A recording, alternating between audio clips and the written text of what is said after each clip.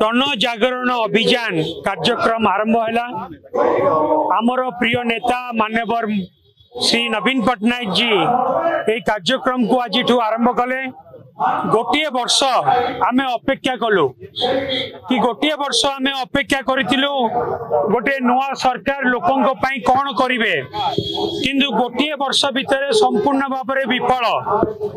से नारी मानक प्रति निर्यातना हो, आईन श्रृंखला परिस्थिति विपर्यस्त हो, लोक मान पाखे ठीक भाव में कार्यक्रम न पहुंचवा हो, उन्नतिमूलक काम कौन सी आरंभ न करिकी 2022-23 और 2023-24 रे नवीन पट्टनायक सरकार रे आरंभ होइतिबा कार्यक्रम को केवल उद्घाटन और शिलान्यास कार्यक्रम हो जेकोसी कथा हो, जो परि भाव में दुर्नीति भ्रष्टाचार अनीति बढ़ी चली गोटे वर्ष भितर एवं लोक माने जेपरि भाव में विमुख होइचंती तार प्रतिवाद रे आज ठारू जन जागरण अभियान बिजु जनता दल तरफ आरंभ होइछि।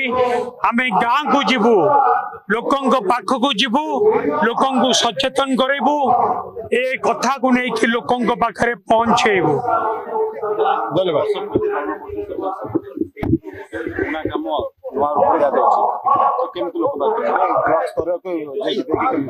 आज पर्यंत कौन सी गोटे नुआ काम हैला नहीं, गाँ गहली रे काम संपूर्ण भाव में ठप हो जाइए एवं जेतिकी टंकार व्यवस्था होइतिला नवीन पट्टनायक सरकार रे ता बाद आज पर्यंत कौन सी उन्नतिमूलक कामर व्यवस्था नहीं। एवं बीजेपी सरकार को आसिला परे तांकर कर्मी माने कर गुंडाराज बढ़ी चली, अत्याचार बढ़ी चली, नारी निर्यातना बढ़ी चली, रेप एंड मर्डर बढ़ी चली, आईन श्रृंखला परिस्थिति विपर्यस्त होइछि, दरदाम वृद्धि दरदाम बढ़ी चली। ये सबू प्रतिवाद रे आमे जन जागरण अभियान आज बिजु जनता दल तरफ आरंभ है। ये कथा को लेकिन आमे लोकंक पाखरे पहुंचे।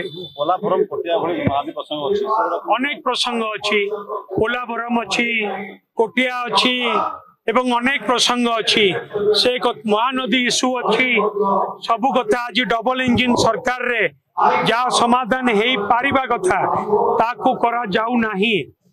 परोक्ष रे पड़ोसी राज्य मानक बरं सहयोग दिया जाउछि। ओडिशार जनसाधारण को ओडिशार जनसाधारण स्वार्थ को विपर्यस्त करिकी अन्य राज्य को सहयोग दिया जाउछि केंद्र सरकार द्वारा। से पोलाभरम कोटिया इश्यू हो बा महानदी इश्यू हो ताकू मध्य आमे निश्चित भाव में लोकंक पाखरे पहुंचेबु।